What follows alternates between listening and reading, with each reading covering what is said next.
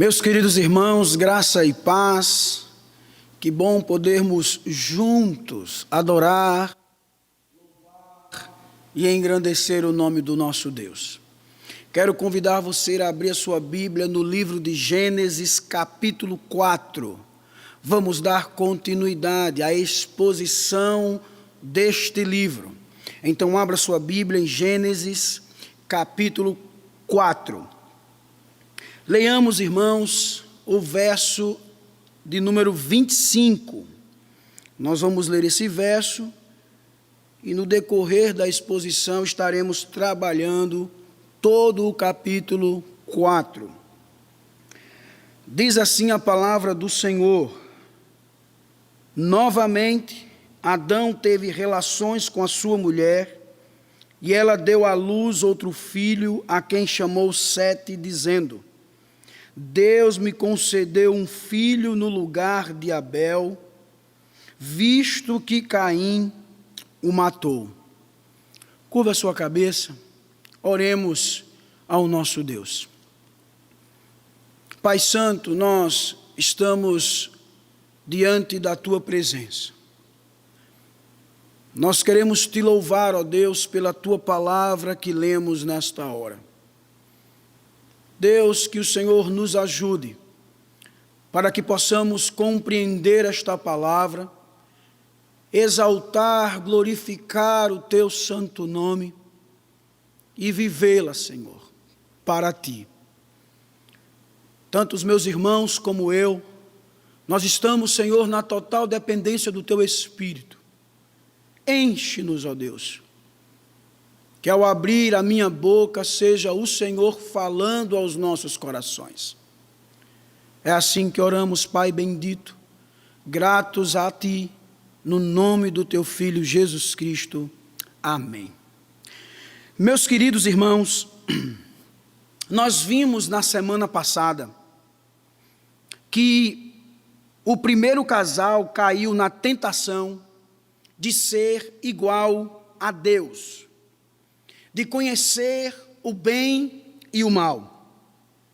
Eles queriam decidir por si mesmos o que é bom e o que é mal.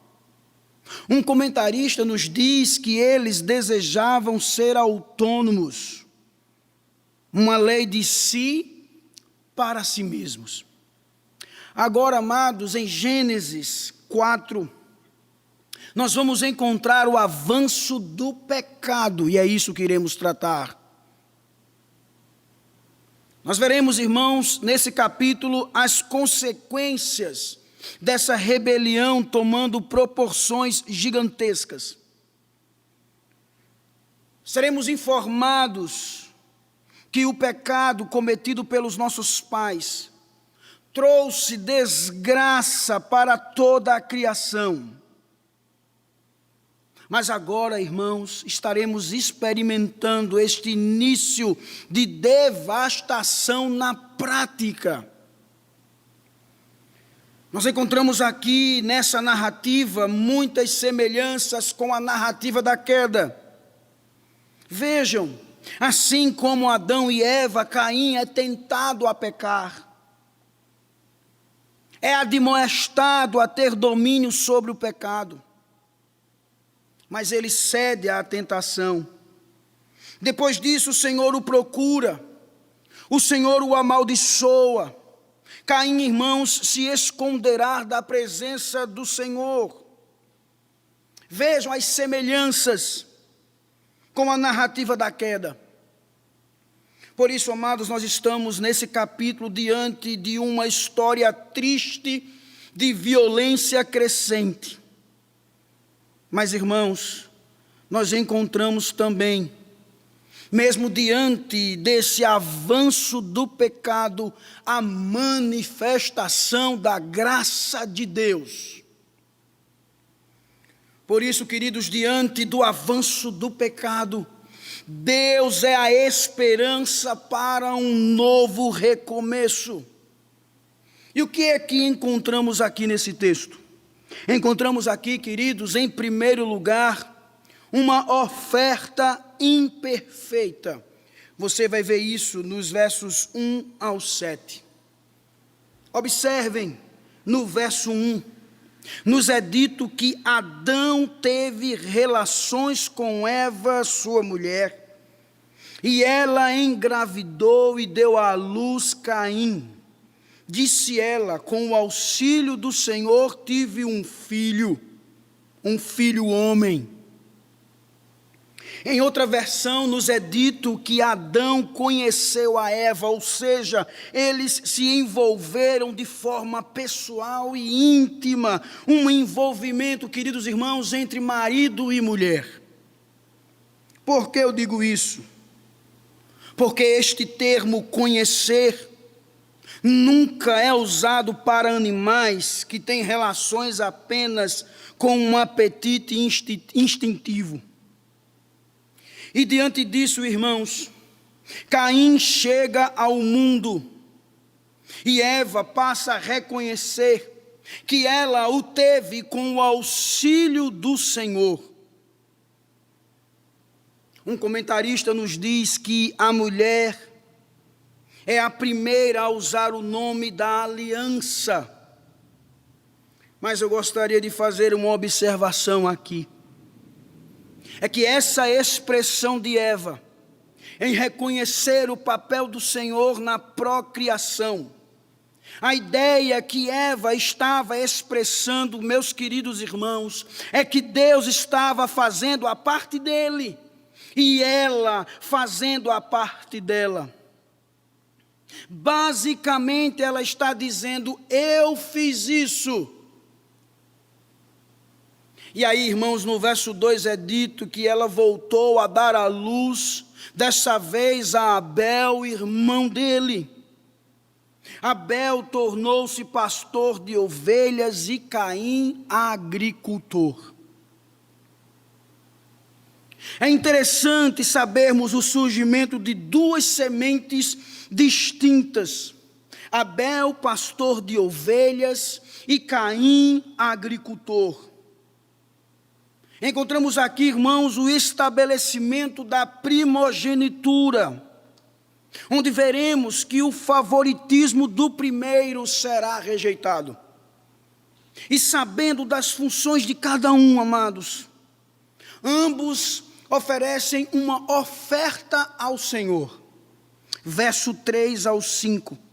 Passando algum tempo, Caim trouxe do fruto da terra uma oferta ao Senhor. Abel, por sua vez, trouxe as partes gordas das primeiras crias do seu rebanho.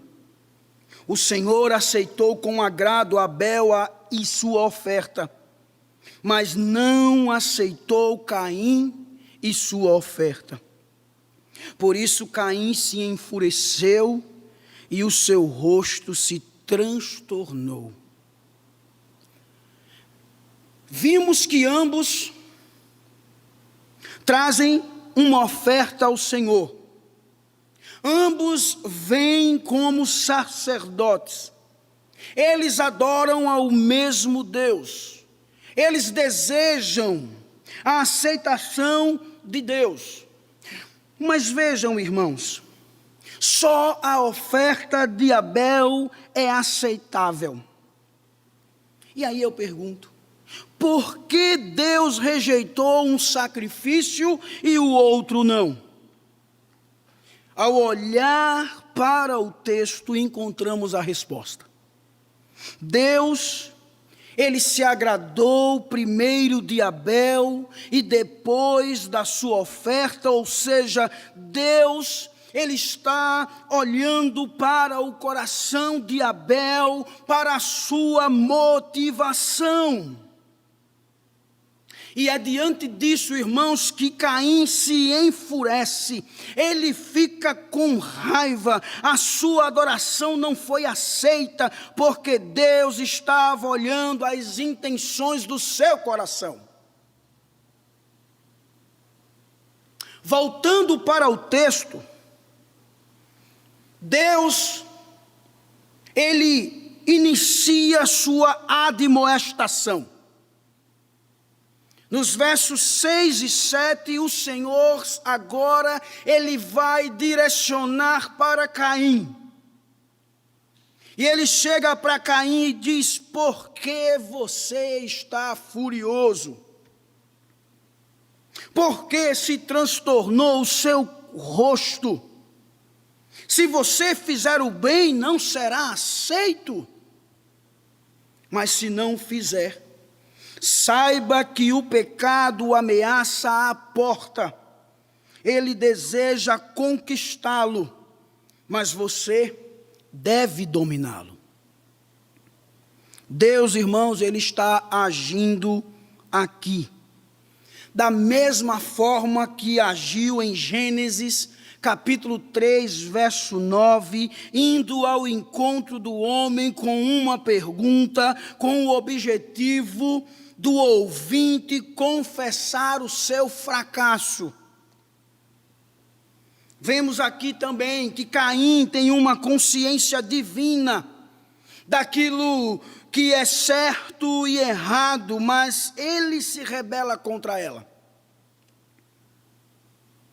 É interessante, irmãos, que quando nós percebemos isso, quando nós vemos isso, vem a memória de que não foi Freud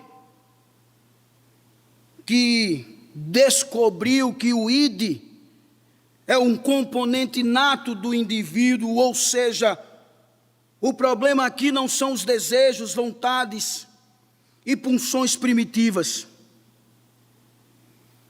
Os instintos e desejos pelo prazer é nada mais do que a natureza caída do homem, irmãos. Os desejos aqui, como Freud disse, desejos, vontades, pulsões primitivas, isso, irmãos, é pecado. O pecado está enraizado no coração. O que estamos vendo, irmãos, é o poder do pecado, que é capaz de levar até a morte.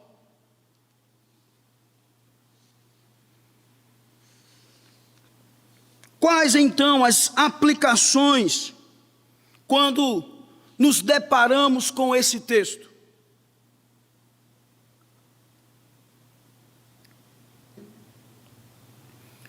Pegando aqui, irmãos, especificamente o momento dos irmãos Caim e Abel, percebemos que o pai Adão, ele repassou a ordenança do Senhor aos seus filhos de que eles tinham que trabalhar. Um foi plantar e o outro foi cuidar de animais. Nós precisamos também entender essa ordenança do Senhor. Não devemos, irmãos, trabalhar simplesmente para pagar as nossas contas ou suprir as nossas necessidades. Nós devemos trabalhar porque esse foi o meio ordenado por Deus para que sirvamos a Ele e aos outros e assim passemos a glorificar o Senhor em nossas vidas. Essa foi a ordenança de Deus. E quando nós falamos sobre isso, queridos, nós somos remetidos a 1 Coríntios capítulo 10, verso 31, Paulo escrevendo a esta igreja, ele diz: assim, quer vocês comam, bebam ou façam qualquer outra coisa, façam tudo para a glória de Deus. O nosso trabalho deve ser feito para a glória de Deus. O nosso serviço deve ser feito para a glória de Deus. Um comentarista nos diz que nós não trabalhamos apenas para ganhar a vida, trabalhamos para ter uma vida, desenvolver as aptidões que recebemos de Deus e aumentar a qualidade e a quantidade de nosso trabalho. Já disseram certa vez, o melhor prêmio que a vida oferece é a oportunidade de realizar com afinco o trabalho que é digno de ser realizado. Podemos até perguntar por que o trabalho é tão difícil. A resposta, irmãos, deve ser porque foi Deus que amaldiçoou a terra por causa da desobediência do homem. Nós vimos: no suor do teu rosto comerás o teu pão. Agora, se você não quiser trabalhar, Paulo, ele nos diz o seguinte: se alguém não quiser trabalhar, também não coma. Então, meu querido irmão, trabalhe, sirva, faça o seu trabalho com alegria, entendendo que é uma ordenança do Senhor, e faça-o para a glória de Deus. Mas mesmo diante disso, com toda a dificuldade e suor, devemos nos lembrar da grande promessa do Senhor sobre um Redentor que virá e libertará a criação dessa escravidão do pecado. Além, meus amados, de entendermos o objetivo do trabalho, devemos entender que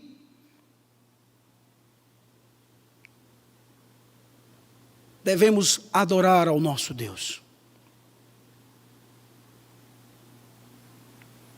E não deve ser, meu amado irmão, qualquer adoração. Porque o Senhor não aceita qualquer adoração. Nós vimos no texto que Deus, ele rejeitou a adoração de Caim e aceitou a de Abel. Onde então devemos aprender a adorar a Deus? O nosso aprendizado, meu querido irmão, deve ser com o próprio Deus, pois é Ele que determina as regras para nos aproximarmos dEle e para lhe agradar em adoração. Meus amados, a adoração de Caim não foi rejeitada por causa do conteúdo da oferta, mas por causa da intenção do coração dele. O seu coração não estava em ordem com Deus. Por que afirmo isso?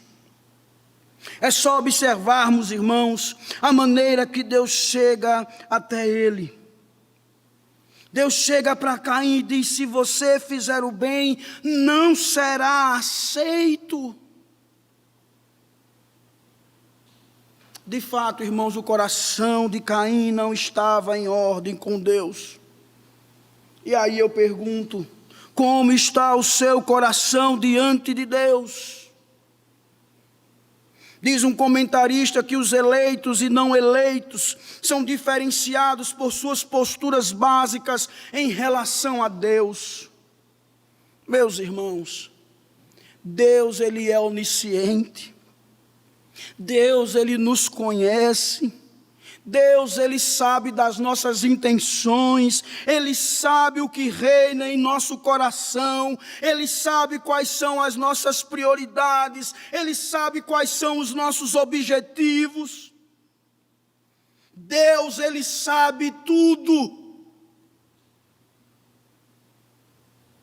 Se tudo isso estiver de acordo com as orientações do Senhor, amém. Se não, meu querido irmão, entenda o que o Senhor está dizendo: se você fizer o bem, não será aceito.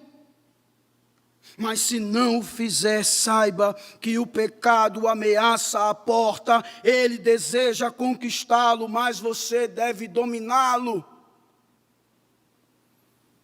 Não tenham uma postura de Caim. Leia depois Hebreus capítulo 4, verso 11.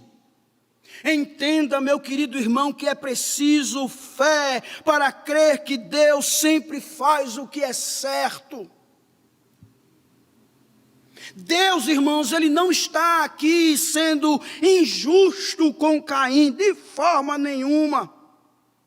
Deus, ele estava olhando para o coração de Caim. Não pensem que Deus aceita qualquer tipo de adoração.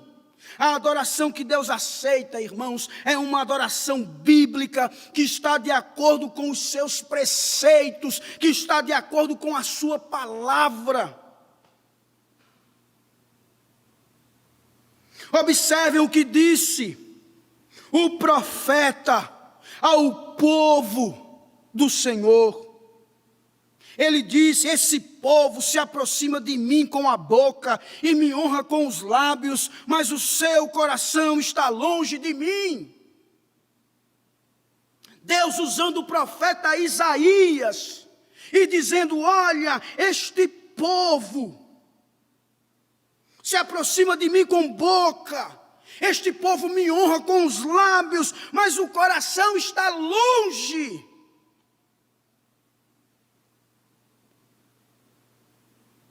A oferta de Abel, meu querido irmão, foi aceita por causa da sua obediência.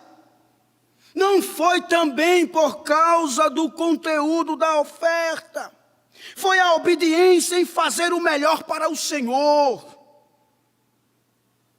Deus, usando o profeta Samuel, disse: a obediência é melhor do que o sacrifício, e a submissão é melhor do que a gordura de carneiros. É assim, meu querido irmão, que devemos nos aproximar de Deus, adorando-o de forma bíblica. Nos aproximamos dele, irmãos, de acordo com os seus preceitos. Se não for assim, a nossa adoração não será aceita por Deus. Algo mais eu gostaria de dizer aqui. Nós vimos que Caim ficou muito irado pelo fato de Deus ter rejeitado sua oferta. Ficou muito irritado. Ficou irado, indignado. Primeiramente, irmãos, quem somos nós para ficarmos assim diante de Deus? De se irar com Ele por nossas orações, por nossas petições não serem atendidas. Qual o direito que temos de ficarmos assim, como Caim ficou diante de Deus? Meus amados irmãos, nós precisamos nos colocar no devido lugar. Nós somos pecadores miseráveis e que precisamos a cada dia do nosso Deus. De fato, se não fizermos o que é certo, Ele irá rejeitar. Mas se fizermos o que é certo, Ele irá se alegrar. Eu não quero dizer aqui, meu querido, que Deus ele está condicionado às nossas posturas. Mas o que eu quero dizer é que Deus é Deus e que Ele sabe as intenções dos nossos corações. Meu irmão, Deus, Ele é tão misericordioso, que mesmo sabendo do coração de Caim, Ele ainda vai ao seu encontro com misericórdia. Deus, irmãos, Ele advertiu Caim que a tentação é como uma besta feroz que estava à porta de sua vida e que era melhor não abrir essa porta. Nós precisamos entender isso, meu querido irmão. Por isso que eu digo, cuidado com os rancores que você carrega. Cuidado para não nutrir sentimentos de amargura no seu coração. Pois se você não estiver atento a isso, sabe o que vai acontecer? Satanás irá se utilizar disso para lhe levar à tentação e ao pecado.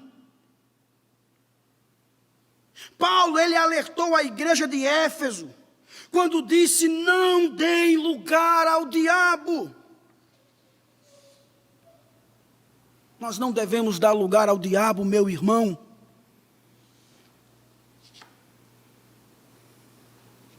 Como o Senhor disse para Caim, a tentação é como uma besta feroz.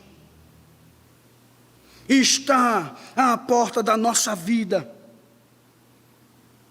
E nós não devemos abrir essa porta para ele.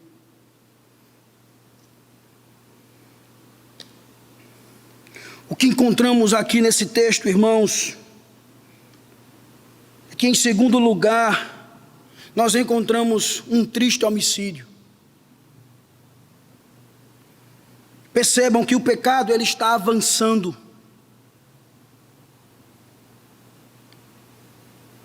Caim agora, em resposta ao Senhor, ele age convidando seu irmão para o campo, com o objetivo de matá-lo. Nós não vemos no texto Caim respondendo diretamente ao Senhor, mas a resposta a Deus que Caim dá é justamente levando seu irmão para o campo com esse objetivo de matá-lo. O verso 8 nos diz: disse, porém, Caim a seu irmão Abel, vamos para o campo. Quando estavam lá, Caim atacou seu irmão Abel e o matou. Meus irmãos, a partir daqui, do desenrolar de Gênesis, nós iremos encontrar vários momentos de rivalidade entre irmãos. Nós iremos encontrar isso nas famílias piedosas registradas no livro. Caim, com grande ódio no coração, ele ataca seu irmão e o mata. Um comentarista nos diz que a separação dos laços familiares, iniciada no capítulo 3, alcança aqui o nível de fratricídio, ou seja, delito de homicídio cometido contra o próprio irmão ou irmã em uma única geração. Que tristeza, meu irmão. E quando nós chegamos no verso 9, novamente o Senhor indaga a Caim, perguntando, então o Senhor perguntou a Caim, onde está o seu irmão Abel? Respondeu ele, não sei, sou eu o responsável por meu irmão? A resposta de Caim, irmãos, foi uma total negação. Caim está negando aqui qualquer tipo de responsabilidade para com seu irmão Abel. Caim ele está se fazendo de inocente. E ele repete aqui a mesma tentativa de seu pai de esconder seus atos. Lembram? E diante disso, irmãos, o Senhor diz a Caim nos versos 10 ao 12, disse o Senhor, o que foi que você fez? O que foi que você fez? Escute. Deus chama a atenção de Caim. Escute. Diante disso que você fez, escute. Da terra o sangue do seu irmão está clamando. Agora amaldiçoado é você pela terra, que abriu a boca para receber de sua mão o sangue do seu irmão. Quando você cultivar a terra, esta não lhe dará mais a sua força. Você será um fugitivo errante pelo mundo. Caim agora passa a ser amaldiçoado. E passa também a ser um nômade, sem lar ou segurança. E diante dessa sentença, meu amado irmão, dada pelo Senhor, Caim responde ao Senhor agora nos versos 13 e 14, dizendo, meu castigo é maior do que eu posso suportar. Hoje me expulsas desta terra e terei que me esconder da tua face. Serei um fugitivo errante pelo mundo e qualquer que me encontrar me matará.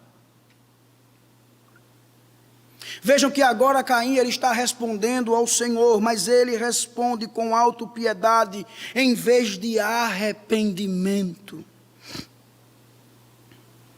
Um comentarista nos diz, irmãos, que Caim estava temendo a exposição física e social, mas não o Deus invisível que o fez. Caim também pensa que o Senhor não terá controle da situação após a sua sentença. Engano. Deus continuará vendo sua situação.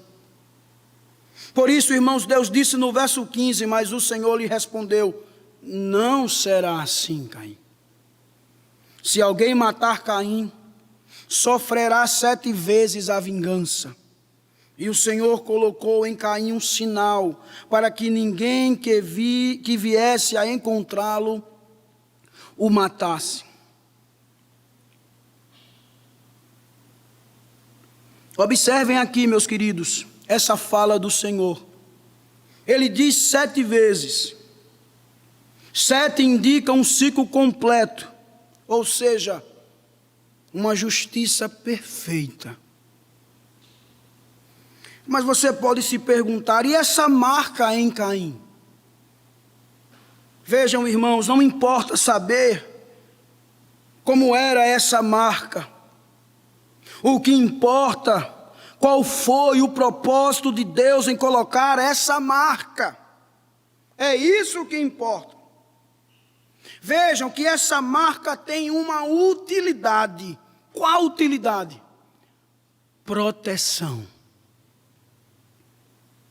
Em Israel, irmãos, se alguém era assassino, um parente do morto passava a ser o vingador de sangue. Deus colocando esta marca em Caim, Ele está protegendo a vida de Caim.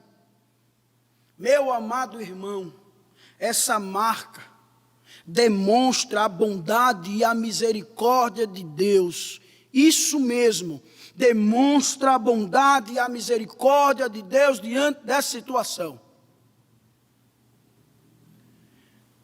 Quando chega no verso 16, nós somos informados que então Caim afastou-se da presença do Senhor e foi viver na terra de Nod, a leste do Éden. Caim agora passa a ter uma vida devagar, de perambular pelo mundo.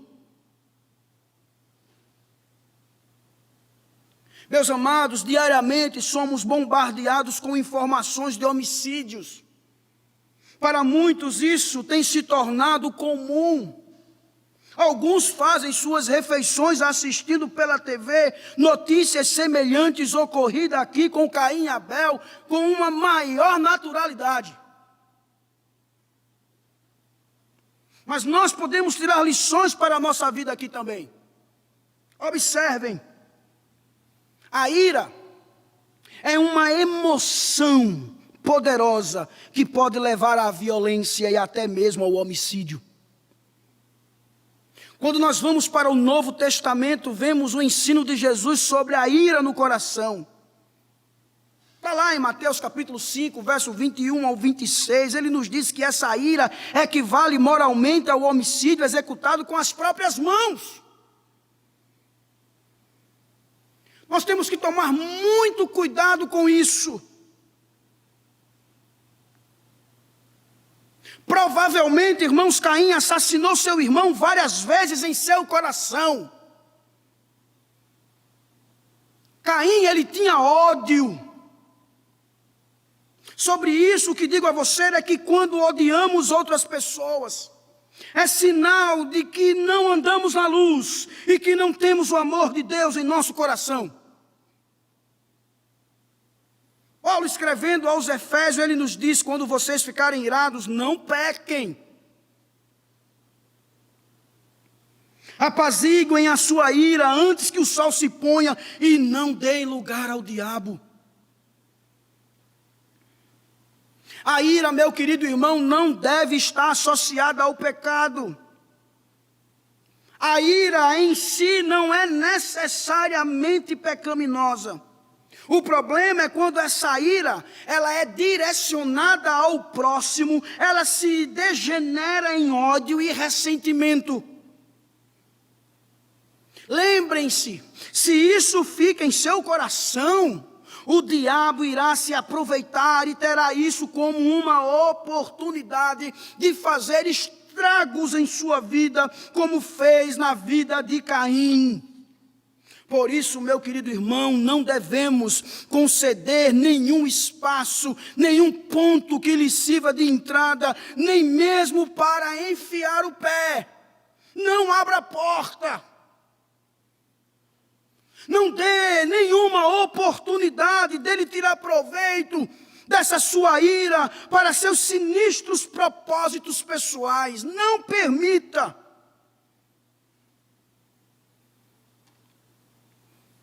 Mas se você se irou, ou se você tem ainda esse ódio no seu coração,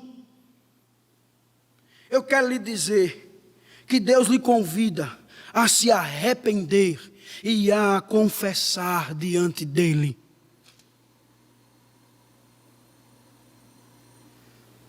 Não venha agir como Caim, que teve a oportunidade, mas preferiu se preocupar com a exposição física e social.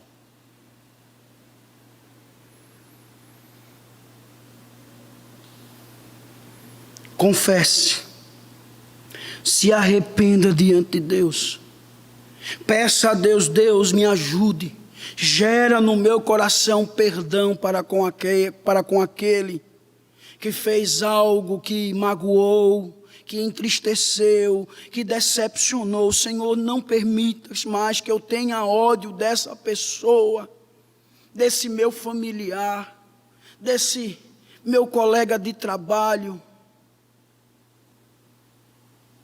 Eu não quero saber, Senhor, o que as pessoas vão dizer. O que eu quero, Senhor, é que o diabo não tome proveito disso e venha estragar a minha vida, o meu relacionamento contigo. Deus convida você a se arrepender e a confessar diante dele. Deus, irmãos, ele colocou uma marca em Caim, demonstrando assim sua misericórdia. Você e eu temos pecado. Você e eu temos desobedecido. Você e eu temos erguido ídolos em nosso coração. Deus, irmãos, constantemente tem demonstrado a sua misericórdia. É em sua misericórdia, irmãos, que Deus não nos retribui conforme o que merecemos. E em sua graça Ele nos dá aquilo que não merecemos. Que Deus maravilhoso, meu querido. Essa é a natureza de Deus. De fato, Caim não atentou para isso, mas nós que olhamos para a cruz,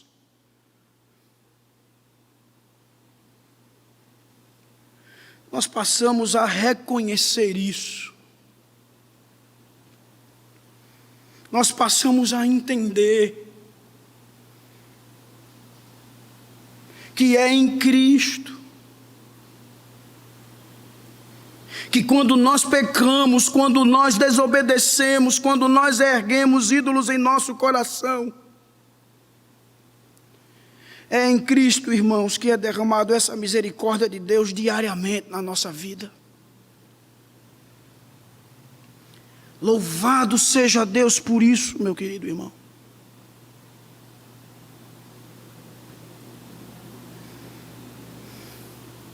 Mesmo quando não agradamos ao Senhor,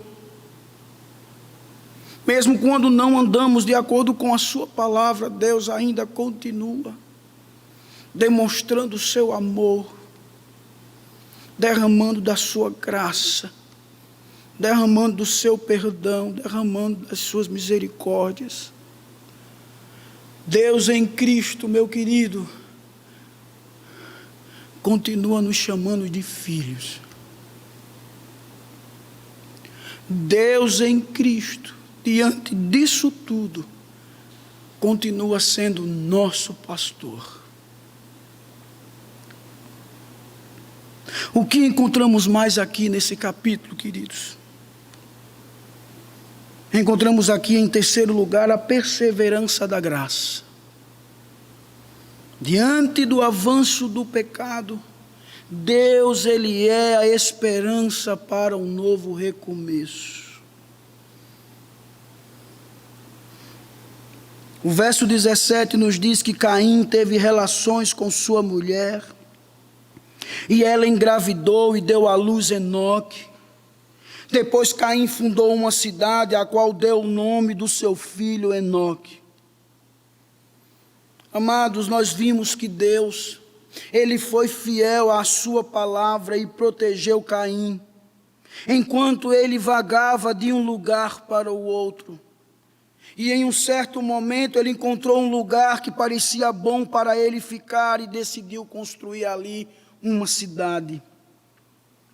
Alguns comentaristas, eles informam que a terra não dava seus frutos a Caim como lavrador. Porém, ele conseguiu trabalhar e construir sobre a terra e ser bem-sucedido. Mas observem, Caim não deixou de ser um fugitivo. O texto nos diz também que ele coabitou com uma mulher. Provavelmente a mulher era uma das filhas posteriores de Adão. Você vai ver isso no capítulo 5, verso 4. Não tem como imaginarmos que havia uma outra raça de pessoas estabelecidas no mundo. Caim estava desejoso em expandir a sua descendência, mesmo não sabendo que a sua história seria relatada nas Escrituras. E aí, irmãos, encontramos agora os descendentes de Caim. Diz os versos 18 a 22, a Enoque nasceu Irade, Irade gerou a Meujael, Meujael a Metusael, e Metusael a Lameque. Lameque tomou duas mulheres, uma chamava-se Ada e a outra Zilá. Ada deu à luz Jabal, que foi o pai daqueles que moram em tendas e criam rebanhos. O nome do irmão dele era Jubal, que foi o pai de todos os que tocam harpa e flauta. Zilá também deu à luz um filho, Tubal-Caim, que fabricava todo tipo de ferramentas de bronze e de ferro. Tubal-Caim teve uma irmã chamada Naamã. O que chama a atenção aqui nessa linhagem de Caim, meus irmãos, é que encontramos uma linhagem familiar que é uma trágica imagem da distorção e destruição que o pecado causa.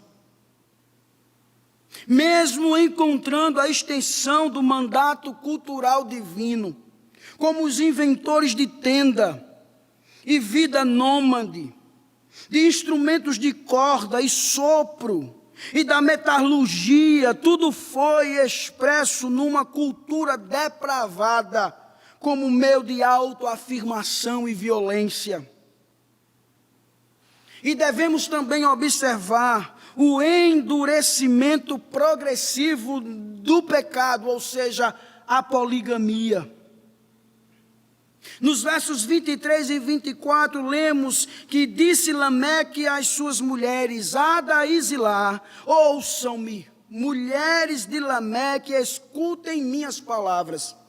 Eu matei um homem porque me feriu, e um menino porque me machucou. Se Caim é vingado 7 vezes, Lameque o será 77.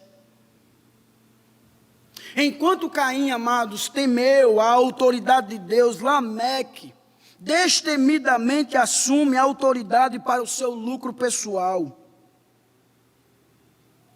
Aqui encontramos expresso nos números a violência ilimitada. Este homem foi terrível. Terrível. E amados, o que tinha para ser informado sobre os descendentes de Caim terminam por aqui. Porque agora Moisés traz a informação de um remanescente, que a partir dele iniciará a adoração ao Senhor. Vejam o verso 25. Novamente, Adão teve relações com sua mulher, e ela deu à luz outro filho, a quem chamou Sete, dizendo: Deus me concedeu um filho no lugar de Abel, visto que Caim o matou.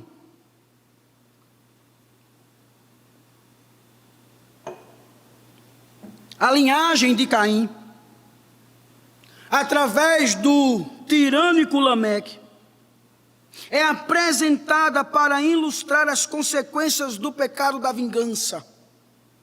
Agora a história lembra o nascimento de Sete, a revelar a esperança no progresso da semente santa. O nome Sete, meus amados, é derivado do verbo hebraico traduzido por concedeu. E significa pôr, colocar, expressa aqui a fé de Eva de que Deus continuará a família pactual a despeito da morte. E ao ler o texto, somos levados à informação de que Eva tinha em vista algum descendente peculiar. Claro, meus irmãos, que haviam nascido outros que também se difundiram antes da morte de Abel. Visto, porém, que a raça humana, ela é propensa ao mal, quase toda sua família havia de várias maneiras se corrompido. Então, Eva nutria uma esperança de que Deus lhe propiciasse um novo descendente, do qual ela pudesse esperar melhores coisas. E aí, irmãos, quando vamos para o verso 26, nos é dito o seguinte: também a Sete nasceu um filho, a quem deu o nome de Enos. Nessa época começou-se a invocar o nome do Senhor. A partir da semente de Sete, o nome do Senhor passa a ser invocado. O Senhor passa a ser adorado. Nós podemos perguntar: Adão e Eva não adoravam a Deus? E aí, irmão João Calvino nos diz o seguinte: não há dúvida de que Adão e Eva, com uns poucos outros dentre seus filhos, vieram a ser verdadeiros adoradores de Deus. Moisés, porém, tem em vista que tão grande era então o dilúvio de impiedade no mundo, que a religião caminhava rapidamente rumo à destruição, porque ela estava restrita a poucas pessoas e não se espalhava entre os demais homens. Então percebam, irmãos, Sete era íntegro e fiel servo de Deus. E após gerar um filho semelhante a si próprio, e constituído uma família justa, o culto divino foi estabelecido para que continuasse na posteridade. Quais as implicações podemos tirar aqui? Em primeiro lugar, irmãos, devemos observar a vida de Caim e percebermos a sua prepotência e arrogância. Porque ao decidir edificar uma cidade, ele estava com um propósito de separar-se do resto dos homens. Caim, irmãos, ele tinha uma mente muito perturbada, uma mente culposa. Mas o seu orgulho, como diz novamente João Calvino, estava mesclado com o seu embaraço e ansiedade. Caim, ele sabia da sua sentença, está lá nos versos 11, 12 e 15 que vimos. Caim, ele deveria ter preferido que seu nome fosse sepultado para sempre diante dessa situação, mas não. Ele preferiu expandir a sua descendência. Ele se endureceu contra a punição e com o grande propósito de ostentar-se. Outra coisa, meus amados, é que Deus havia designado um lugar fixo para viver, em cabanas ou até mesmo sob o céu aberto. Mas Caim pensa diferente. Ele não estava contente em perambular como fugitivo pelo mundo. Ele edifica uma cidade para si. Meus amados, uma pessoa afastada de Deus vive assim, sempre querendo fazer algo, pensando somente em si. Pessoas assim não honram a Deus. Pessoas assim honram a humanidade.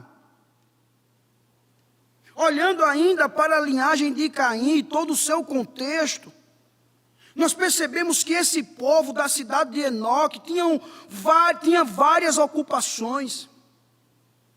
Alguns seguiam Jabal e tomavam conta de rebanhos. Outros foram aprendizes de Jubal e dedicaram-se a confeccionar e a tocar instrumentos musicais. Outros seguiam Tubal-Caim, eram artífices de metais. Os habitantes dessa cidade praticamente tinham tudo exceto Deus. Buscavam seguir estes homens, exceto Deus. Que coisa, irmãos. Percebam também o comportamento de Lameque, porque o comportamento de Lameque é um exemplo a não ser seguido. A marca que Deus havia colocado em Caim era para advertir outros contra a prática do homicídio. Lameque perverteu isso. Por isso, meus amados irmãos, nós devemos ter muito cuidado com os exemplos que encontramos nas Escrituras, que nos alertam a não fazermos o mesmo. Pois se não prestarmos atenção, estamos sendo como Lameque, pegando esses exemplos, deturpando e usando o nome de Deus de forma jocosa para justificar os nossos pecados. Lameque, com essa atitude, sendo um homem terrivelmente vingador, nós lembramos das palavras de Jesus, lá em Mateus capítulo 18, em conversa com Pedro. Especificamente os versos 21 e 22, que diz: então Pedro aproximou-se de Jesus e perguntou: Senhor, quantas vezes deverei perdoar a meu irmão quando ele pecar contra mim? Até 7 vezes? Jesus respondeu: eu lhe digo, não até 7, mas até 70 vezes 7. Diante dessa situação, se alguém vier nos fazer algum mal, meus irmãos, nós devemos ter esse espírito perdoador. Ou seja, devemos perdoar as pessoas ao máximo. Lembremos que isso significa que devemos manter uma atitude geral de misericórdia, disposta a perdoar aos nossos irmãos e semelhantes. Precisamos, irmãos, tolerar muita coisa, de suportar muitas injustiças, e ao invés de logo entrarmos em conflito com os nossos ofensores, devemos repelir tudo quanto a aparência de malícia, contenda, vingança e retaliação. Porque, irmãos, sentimentos dessa ordem servem somente para os incrédulos. E como diz um comentarista, quão mais abençoada seria a vida nesse mundo se essa norma dita por nosso Senhor fosse mais largamente reconhecida e melhor obedecida. Ao longo de toda a história sagrada, foi o remanescente piedoso que sempre deu continuidade à obra do Senhor neste mundo. menos foi aquele que veio ao mundo e a partir dele o povo começou a se reunir e adorar a Deus. Houve um reavivamento do culto público e das orações sinceras, irmãos. Por isso, diante do que estamos vivendo, de tanto pecado sendo cometido, de tanta apostasia, promiscuidade, um dilúvio de impiedade, devemos ter um pensamento. Que pensamento? O pensamento, meus irmãos, de que não precisamos mais esperar alguém que venha para nos levar à verdadeira adoração. Ele já veio, Jesus Cristo. Porque é por meio dele que podemos nos achegar ao Pai. João 14,6 respondeu Jesus: eu sou o caminho, eu sou a verdade, eu sou a vida, ninguém vem ao Pai a não ser por mim. Nós precisamos entender isso, irmãos, pois diante de tudo que estamos vivendo, há um povo do Senhor, que o busca em adoração. E Moisés, ele relata como um milagre que naquele tempo havia uma única família na qual o culto divino floresceu. Diante do que estamos vivendo, irmãos, nós somos um povo do Senhor, onde a cada dia o culto divino, a adoração sincera, floresce. Diante desse avanço do pecado, há um povo do Senhor, onde o culto, onde a adoração, onde as orações florescem. E louvado seja Deus por isso. Uma outra aplicação, irmãos, que podemos tirar aqui é o de 7. Vejam a importância de se educar os filhos no caminho do Senhor. É o que diz Provérbios capítulo 22, verso 6. Educa a criança no caminho que deve andar, até quando envelhecer não se desviará dele. Meus amados, a nossa cultura perdeu suas orientações no que diz respeito à criação de filhos. Como já disseram, estamos como um navio sem leme e sem rumo. Precisamos, como pais crentes, levar os nossos filhos a viverem diante da face do Senhor, como verdadeiros adoradores. É nosso papel como pais formar verdadeiros adoradores. Por isso que nós devemos estar dispostos a esgotar o nosso tempo, dons, energias e recursos como instrumentos de Deus na vida dos nossos filhos.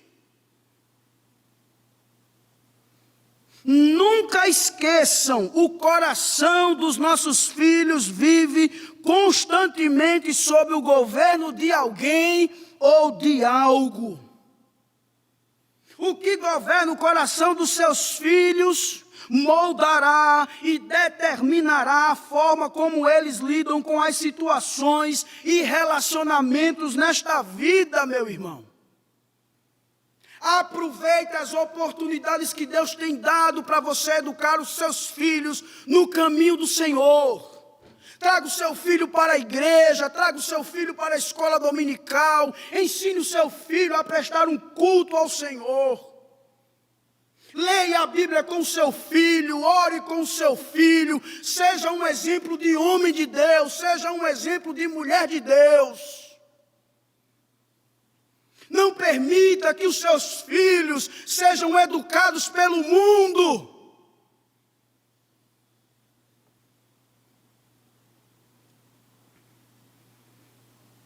Não cedam aos caprichos dos seus filhos.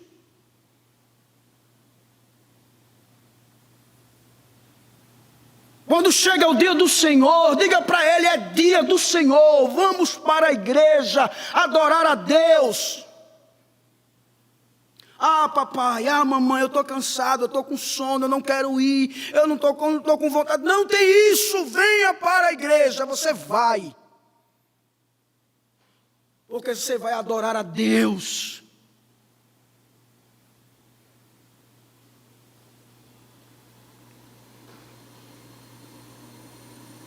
Não permita que o coração do seu filho seja governado pelo mundo. Porque Sete, meus irmãos, provavelmente educou seu filho Enos no caminho e, consequentemente, a adoração passou a ser praticada. Enos, ele foi usado por Deus para levar outros a terem a mesma prática.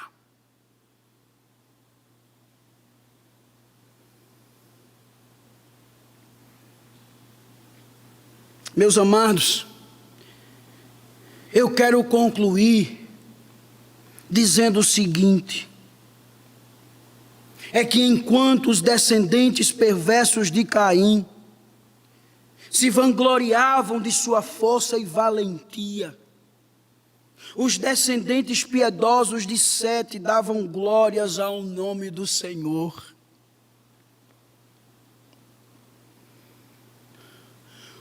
O mundo aí se vangloria em sua força, se vangloria em sua valentia. Nós que somos do Senhor estamos dando glórias ao nome do Senhor. O conhecimento, irmãos, desses fatos relatados aqui no capítulo 4 de Gênesis deve nos animar. Por quê? Porque ao vermos o mundo voltar-se cada vez mais para o pecado e para a rebelião, nós também vemos Deus que é soberano, que está no controle de todas as coisas e que os seus propósitos nunca serão frustrados. E diante do avanço do pecado, meu querido, Deus, Ele continua sendo a esperança para um novo recomeço. Lembrem-se, Deus, Ele foi fiel para com o seu povo, fiel à sua palavra, cumprindo-a na vida do seu povo, operando de modo a cumprir sua promessa de enviar um Redentor. Deus, irmãos, para nós, Ele continua sendo fiel, pois Ele cumpriu com a promessa e enviou um Redentor, o Redentor.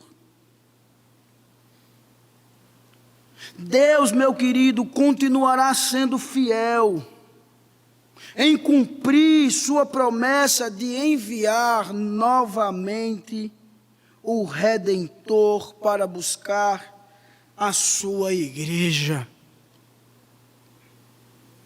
Por isso, meus queridos irmãos, diante do avanço do pecado,